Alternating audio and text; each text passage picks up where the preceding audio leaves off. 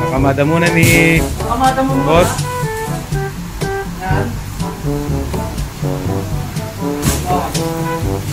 Lo.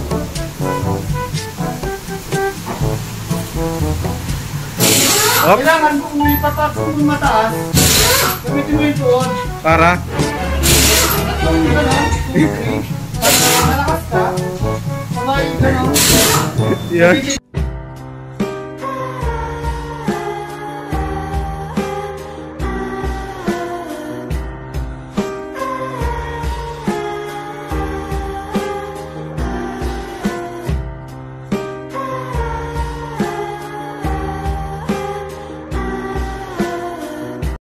Oh my God!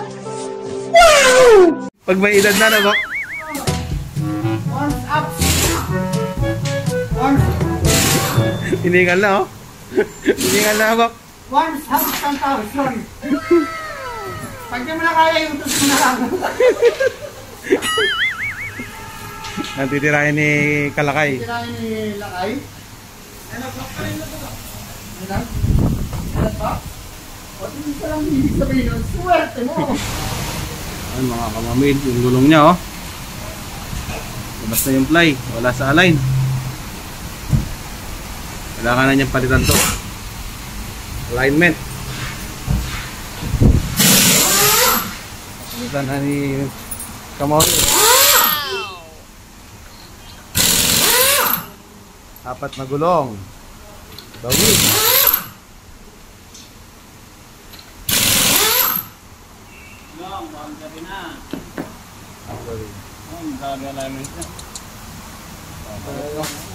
Hindi ko nag-check ng alignment.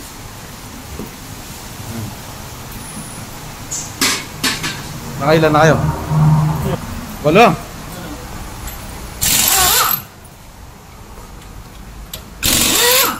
Dati niyang gulong, Toyo, Japan. Kapalit siya ngayon ng China. Medyo mura lang. The CX-5, no?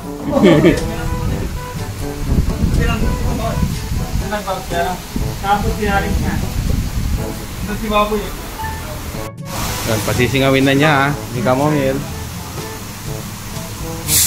Tanggalin niya muna yung air valve.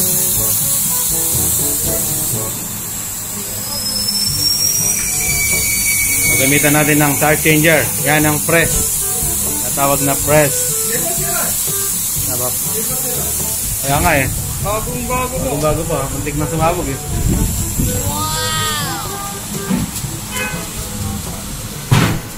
Yun.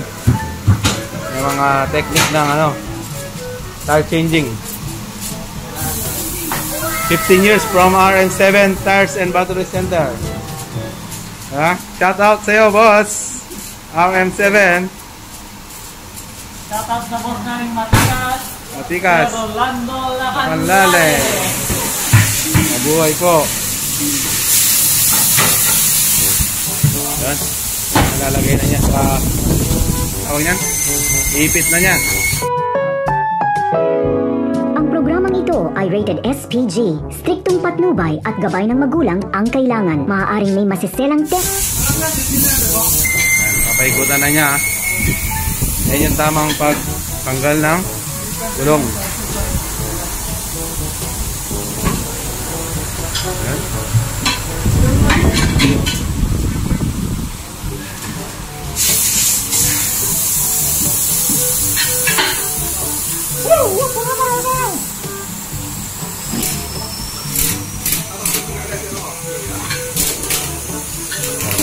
Diba?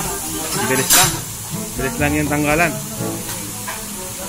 Ngayon, titingnan natin yung valve kung sensor o normal lang. Ito po yung tinatawag nilang normal valve. Normal pole. Rubber. Kailangan natin palitan yan. Palitan yan ng bago. Bagong R-valve.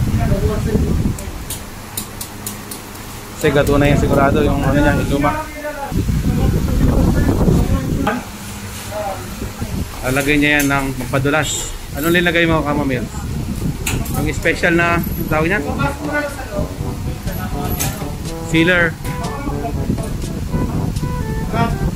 Papasok mo sa loob yung ano. Hindi, may ano eh. May ikot, labas daw. Sabihin ko yan.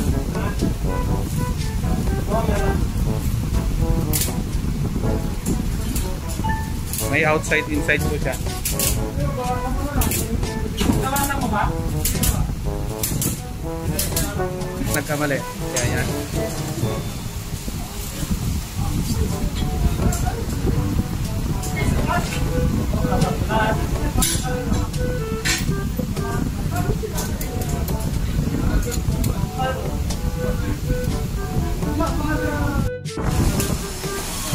Hanginan na niya para lumapat yung kanyang labi. Dahil New Year ngayon. Ayan. Kung makapansin nyo, meron siyang outside. Outside sa labas. Oh, yan na, pumutok na. Ito po yung inside.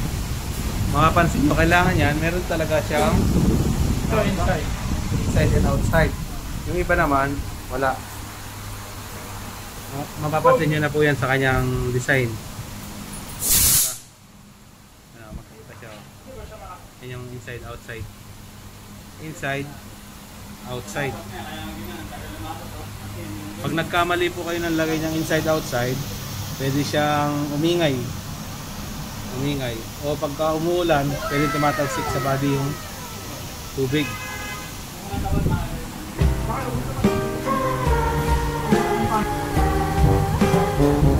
Yan na yung second.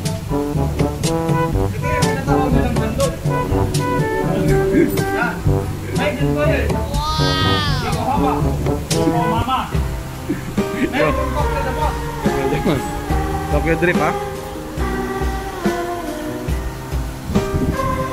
Yan yung master ng gulo.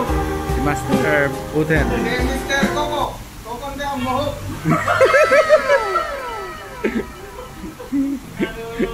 May bago na naman ano ha?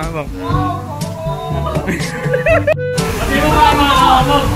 Baka yung mga kamog, batiin mo na. Bakit mga kamog may kamog? Ay, muntag sa inyong kamog.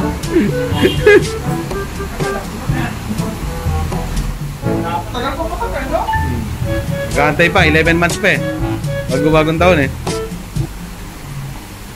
Nakasiguro niyan, no? Oo. Kailangan ingat-ingat sa paghangin. Ang laki may dito. Oh, ganyan na yun. Ay, nako. Mga kaibigan, tignan niyo itong... Isang tip. Trivia, tip. Ito ay... Anong tawag niyan? Scratch. Unfair run out. Meron siyang problema sa kanyang alignment. Alignment. Ano ba kailangan? Kailangan nito, palitan sa kanya. Tapos, Ayan yung nakatawaw, di ba? Outside. yung toe niya yung may problema. Ngayon, ayusin natin. Ayusin mo.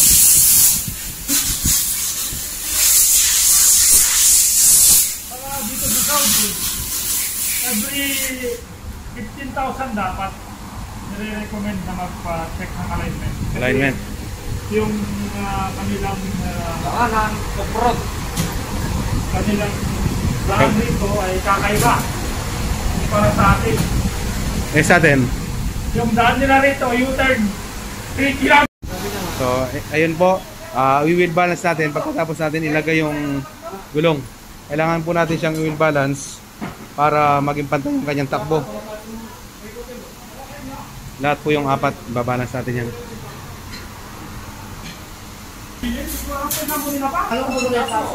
Bali, siset muna po natin siya sa wheel balancing. Yung size ng rim is 19. Unang una po is tatanggalin muna yung mga lumang ingga.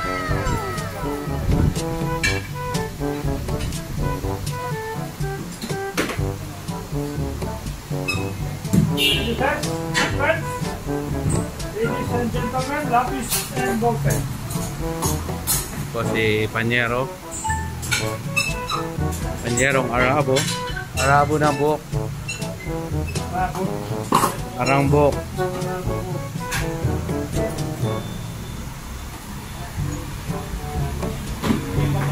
Dito po sa Saudi, di na maselan yung balancing. Sa Pilipinas, nililinis pa po yung rim yan sa loob. Dito hindi uso. Dito, hindi na uso kasi. Hindi may-ari, hindi rin naglilinis. Tama. At sa Pilipinas, nililinis pa yung bok sa loob. Sabon. Sinasabon pa namin.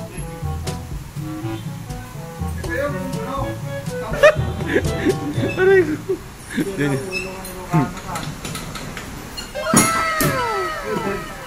Siyempre meron tayong technician. Palagi po yan nakabantay yung ating manager. Kung tama po yung ginagawa. Great manager. Yes, the greatest manager of all. Hello, brother. Oh, yun. Maganda ka ba sa gabi, brother? Okay, Tol. Ano yun, Tol? Ang kagandahan po dito 265? is puro Pilipino yung Oo. gumagawa. Kaya Okay, dalawa. may tiwala yung mga customer na Saudi. 2019, Tol.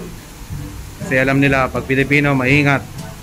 Saka magaling. Kaya maging proud po tayo na Pilipino. Pinagkakatiwalaan tayo ng mga Saudi. Yan. Yan, i-fix na po natin. Yung bago na gulong. yung load niya? Mas matibay pa yan.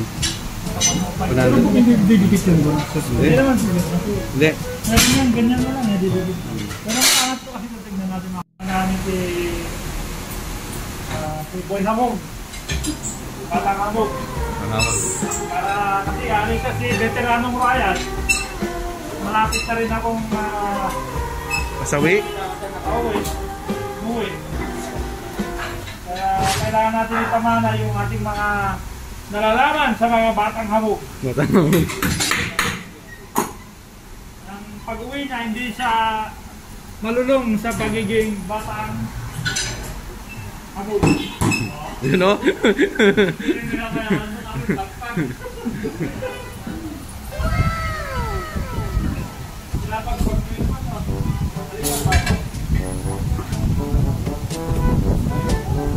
Nag-uumpisa pa lang po yan na mag-gym. 1 month. Yun, no? Si Boy ano to eh. Si Boy Pongpong. Boy tik-tik.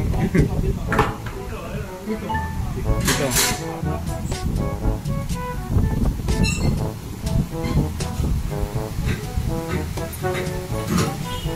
Wah.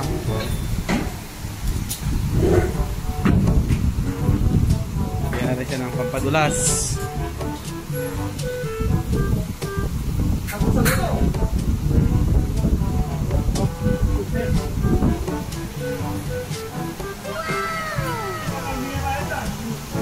Sir, di ka pa nga Pabili ka.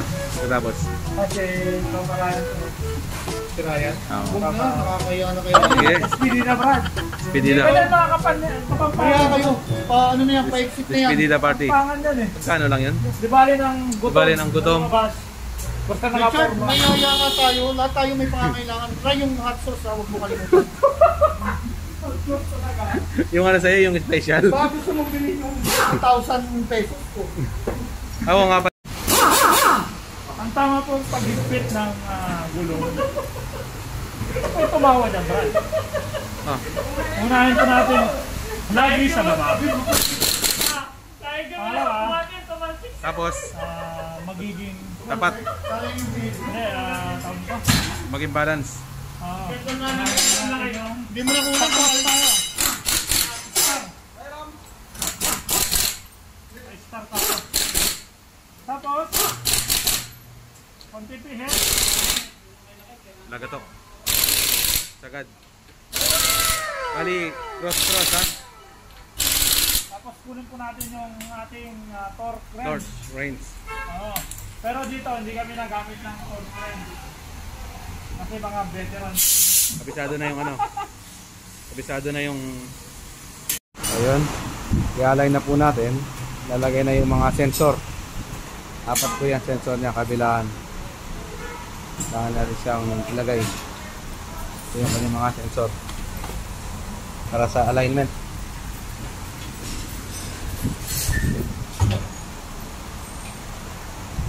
Yan po, Mazda CX-9 sa ating computer. Ayusin na natin yung mga sensor nya. 4 na sensor po yan. Kali harap, likod, 4. Lagay na ni lakay. Magasat. Tuwin to out na ba?